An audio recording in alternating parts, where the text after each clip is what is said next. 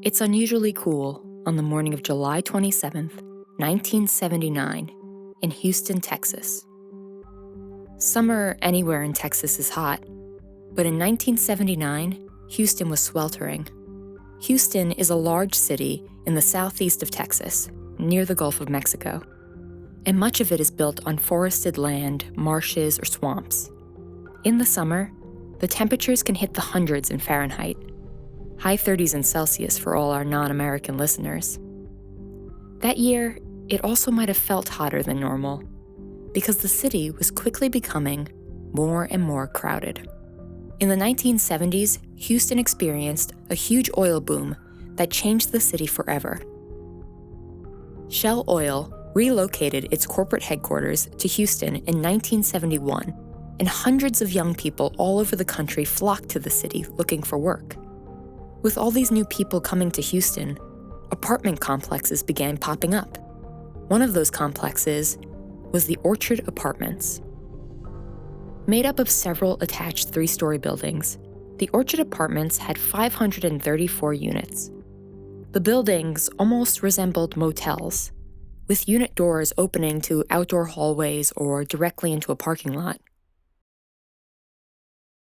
40-year-old Bob Smith had just pulled into the complex at 7:45 a.m. that morning because he was picking up one of his coworkers, 33-year-old Alice Elaine Runkin.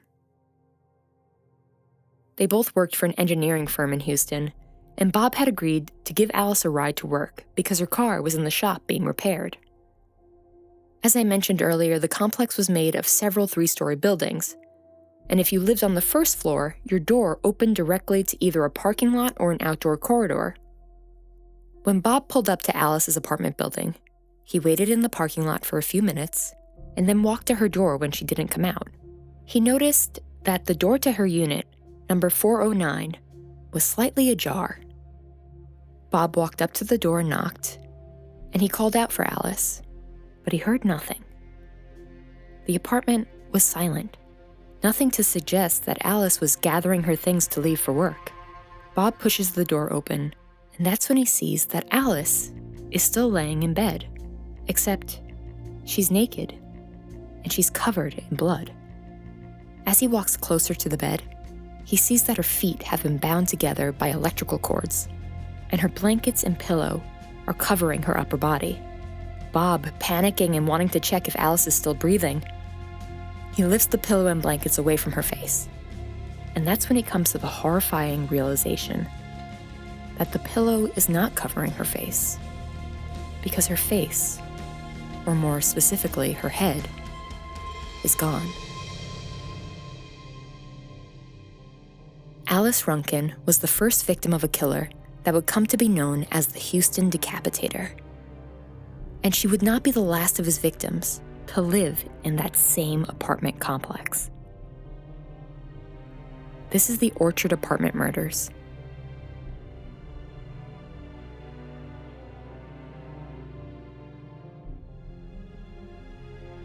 Hi, strangers. This is your host, Alexa Morrissey.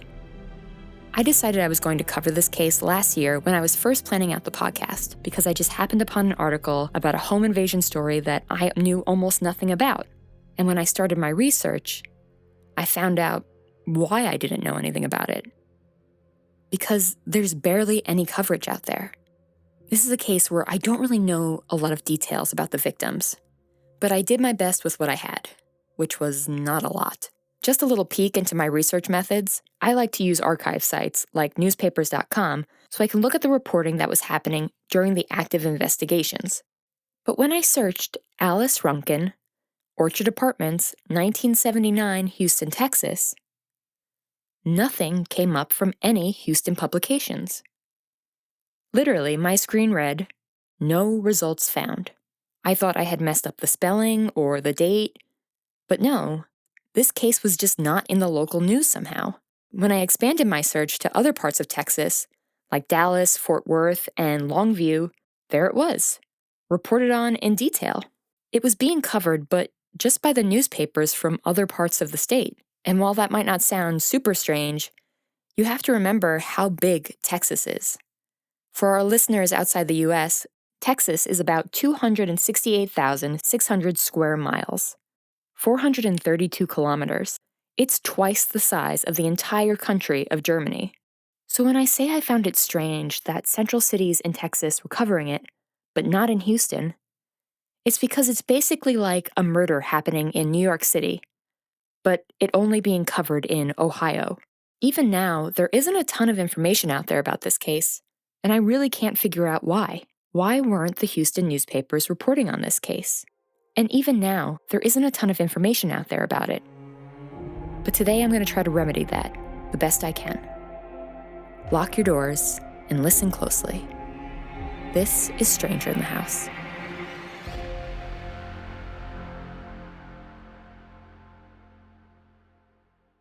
Alice Elaine McDonald was born in Dallas, Texas on July 7, 1946. She married a man named John Graham Rankin in November of 1965, and together they had one daughter. The family moved to Houston during the economic boom, but divorced in 1978. After the divorce, Alice got a job as a secretary and moved into the Orchard Apartments, and she lived there until July of 1979, when she was brutally murdered. Now, lots of young single people were living at the Orchard Apartments at this time. The complex itself wasn't necessarily in a bad neighborhood or anything, but along with Houston's economic boom came a violent crime wave, the likes of which the city had never seen. As I mentioned earlier, in the 1970s, Houston had a huge increase in their population. But with more people comes more crime. That year, Houston's homicide rate had increased by 44%. According to the Tyler Morning Telegraph, 12 killings were reported in one 48-hour period in August of that year. The Orchard Apartments security was not great, and remember, everyone's doors opened to the outside. So for someone like Alice, who lived on the ground floor, it was quite dangerous considering the crime rate. The authorities arrive at Alice's apartment on the morning of July 27th, a little while after she is discovered by her coworker, Bob Smith. There are no signs of forced entry, which led police to believe that perhaps Alice knew her killer, or he had knocked on her door and pretended to be a maintenance man or something of that nature. A bloody butcher's knife and a small double-sided razor were found in the apartment. The butcher's knife had been taken from Alice's own kitchen, as there was an empty space in her butcher block. As they looked around the crime scene, police found a trail of blood from the side of her bed, through the apartment, and out the front door. It started with a large puddle and then became a thinner trail to the outside into the parking lot, and then stopped right by an empty space. When police could not find Alice's head in the apartment, they had to assume that the killer removed her head, placed it on the floor next to her bed where the puddle was, and then took it with him to his car in the parking lot. This blood trail suggested that this man walked from Alice's door to his car with her head in his hands for anyone to see. When Alice's body was examined, it was determined that Alice had been stabbed with the butcher's knife multiple times, and she was sexually assaulted. The medical examiner described the decapitation as, quote, sloppy, like the killer had struggled to remove her head. According to an article in the Fort Worth Star-Telegram, police theorized that her cause of death was actually strangulation, and all the other damage had happened post-mortem. Police extensively searched the area for Alice's head, but it was never found.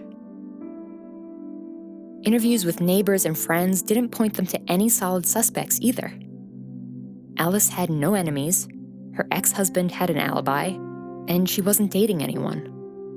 After the murder, the women in the area were terrified to walk home at night, and a record number of them bought guns to carry with them at all times. The property manager of the Orchard Apartments received several calls from tenants saying they were moving out immediately. Those who stayed at the Orchard Apartments had their door locks changed by management. 2 weeks into Alice's murder investigation, police get another call from the Orchard Apartments. Another woman had been found murdered in her apartment. An apartment that was 2 floors above where Alice was killed. On Friday, August 10th, 1979, 27-year-old Mary Michael Calcutta's body was discovered on her bathroom floor. Again, there were no signs of forced entry, and a bloodied butcher's knife was found at the scene. The police determined that the knife came from Mary's own kitchen, just like Alice's. Some sources say that Mary was sexually assaulted, others say that she was found fully clothed. She was not decapitated, but she was stabbed multiple times and had several deep knife slashes on her throat, suggesting that the killer had perhaps started to decapitate her, but was scared off by something. The stab wounds were said to be the cause of death, and it appeared that Mary's death was much more violent than Alice's. Mary had extensive defensive wounds all over her. According to a detective named James Binford, quote, "Mary Calcutta died harder than any murdered woman I have ever worked. She fought her killer from the front door until she couldn't fight him anymore. He stabbed her with such force that it went all the way through her, and it bent the blade." Mary was another single woman living alone at the Orchard Apartments. She was originally from Pittsburgh, Pennsylvania, and had fallen in love with Houston. Like so many young people at the time, Mary had hoped to find work in the city. She had made friends in the area, and it was actually one of those friends who discovered her body after arriving to pick her up for an outing. At the same time police were examining Mary's crime scene, an exterminator was walking into the northwest Houston townhouse of 26-year-old Doris Lynn Threadgill, which was about 8 miles north of the Orchard Apartments. The exterminator was there for a scheduled appointment, so when he found the door to the townhome unlocked, he just let himself in. Unfortunately, when he entered the home, he found Doris's body. Like the other women, she had been stabbed and her throat had been slashed so deeply that her head was nearly removed from her body. There were a couple of differences between the two murders at the Orchard Apartments and Doris's. One, there have never been any reports of Doris being sexually assaulted. And two, the murder weapon was not found in the townhome. Now, remember when I said I found these cases kind of difficult to research because it didn't seem like anyone in Houston was covering it at the time? Well, I think it might have been because the Houston police were trying to keep any information about these investigations out of the public. 4 days after Mary and Doris were found, the Fort Worth Star-Telegram published an article quoting Detective James Binford. According to Binford, the police had no reason to believe that Doris's case was related to the Orchard Apartment murders. However, on the same day that article was published, the Tyler Morning Telegraph reported that Lieutenant Chuck Laughlin of the Houston Police was purposefully keeping information about the crimes out of the public because of the, quote, nuts that come in to confess. So it's possible that police were trying to keep the public in the dark about if these cases were related, so no false confessions came in from somebody wanting the fame of a serial killer. And just to be clear, the police are known to do this, and there's actually a really good reason why. According to an article on Slate.com by Dory Schaefer, police withhold evidence to help determine whether suspects catch are guilty. If a suspect possesses non-public information about a crime, it is likely that he either committed it or knows who did. And the suspect's knowledge of non-public information can be used against him in court. Months went by with no suspects. None of the women had enemies, and all 3 of them were known to mostly keep to themselves. But remember, the Houston's police resources were spread extremely thin because of the high crime rate at the time. So that might be the real reason why they didn't have any substantial leads. On the night of October 3rd, 1979, 5 blocks from Doris Lynn Threadgill's townhome, residents of Freed Park heard some alarming noises. A woman was screaming, and there were several gunshots heard. When police officers arrived and searched the scene, they told the residents who called them that there was no blood anywhere and they probably just mistook fireworks for gunshots. But it was the police who were mistaken, because that next morning, a cyclist found a body of a 16-year-old girl named Joanne Huffman, 4 miles away from where the screaming was heard. She had been shot in the mouth and was found abandoned near a picnic table in Wantonga Park. Around the time that police were investigating the site where Joanne was found, they get a call from a used car dealership nearby. An abandoned white Dodge, smeared with blood, was found in their lot. Inside the trunk, another decapitated body was found. The car and the body found in the trunk belonged to 18-year-old Robert Spangenberger, who was Joanne Huffman's boyfriend. From looking at the car, police believed that Robert was killed first, and after his body was put in the trunk, Joanne was forced into the car by the killer, and then she was taken to the park where she was killed. Robert was most likely decapitated after the killer had dumped Joanne's body. Just like Alice Runken, police searched and searched for Robert's head, but it was never found. Now, being a true crime lover has led me to ask some truly dark questions over the years. But while I was doing research for this case, I asked myself for the first time, why would someone take a head? I mean, there is no point trying to rationalize an irrational person's actions, but still, there must be some sort of psychological reasoning behind the act. According to a paper called The Role of Forensic Investigation in an Unusual Case of Patricide by a Schizophrenic Woman Involving Dismemberment of a Decomposed Body, researchers suggest that there are 5 main different kinds of homicidal mutilation and dismemberment. The most common is referred to as defensive mutilation. This is to assist in hiding or moving a body, getting rid of evidence, or making identification of the victim more difficult. If a headless body is found in a remote area without any identification, it's going to be very hard for the police to ID them. The second category for dismemberment is called aggressive mutilation, where the mutilation is brought about by the same aggressive emotions that led the person to kill. So dismemberment or decapitation is part of the killing. A subset of this type might be where dismemberment is actually a form of torture. The third most common category is usually referred to as offensive mutilation, where dismemberment is in fact the real purpose of the murder all along. These include lust and necrosadistic murders. Death by strangling is also very common in this kind of homicide. This is the category in which I think the Orchard Apartment murders lie. We know that Alice was strangled and sexually assaulted, so there is a sexual nature to these crimes. The decapitations were obviously not defensive, as they were not done to hide the victims' identities. Alice, along with the 2 other women, were found in their own homes. Even Robert was found in his own car. The decapitations were also not likely to be of an aggressive manner, as the dismemberment happened after the victims were killed, and were not used as a form of torture. And if decapitation was part of the motive for these crimes, it would make sense why the killer would keep them as a trophy or hide them where only he could find them. And just for your knowledge, the 4th category is psychotic mutilation, where the perpetrator has lost touch with reasoning and perceptual reality. And the 5th are kinds of killings associated with organized crimes, such as the mafia, where mutilation and dismemberment are a way of sending a message to others. It's a form of communication. In 2010, cold case investigators sent DNA evidence from the 2 headless victims, Alice and Robert, to a private lab to be examined. Unfortunately, there was no useful information found, and that's possibly because of the way DNA was stored in the 70s and 80s, a time when DNA wasn't even known about yet.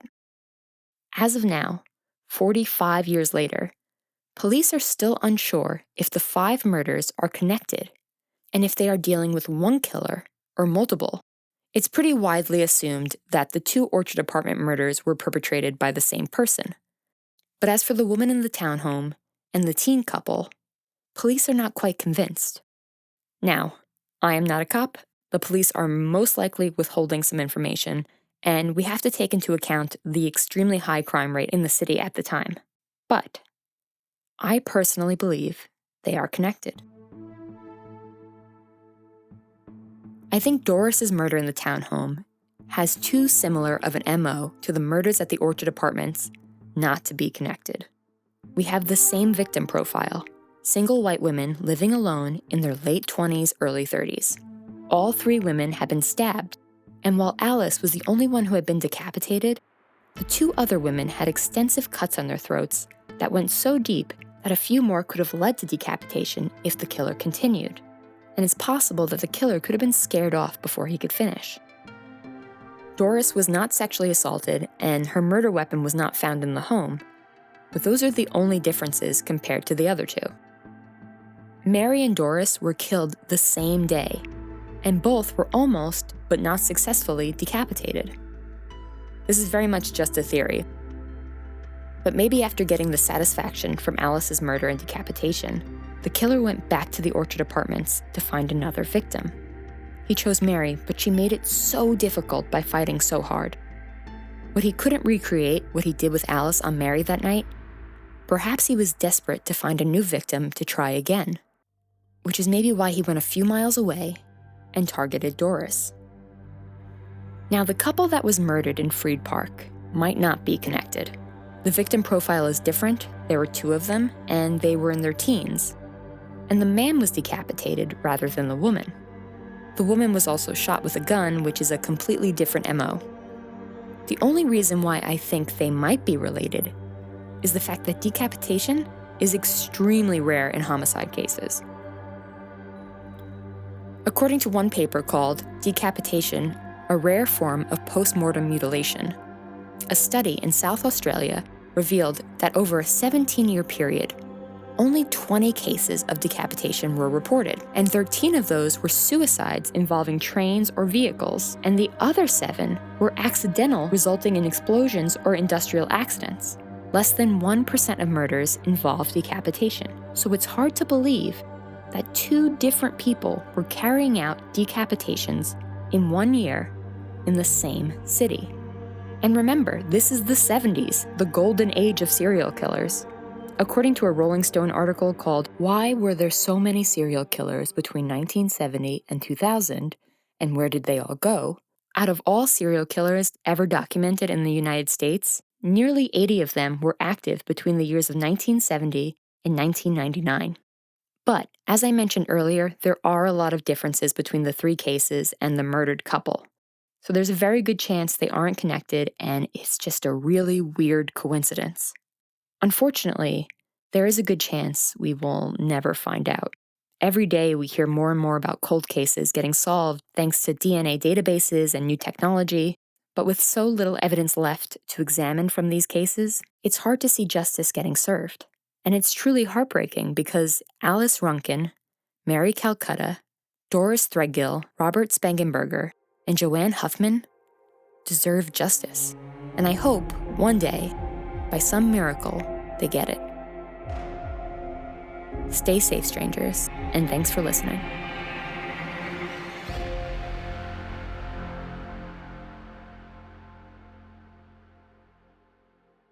This episode was written by Alexa Morrissey. Stranger in the House is a Boy Wonder production. All our sources will be linked in the show notes.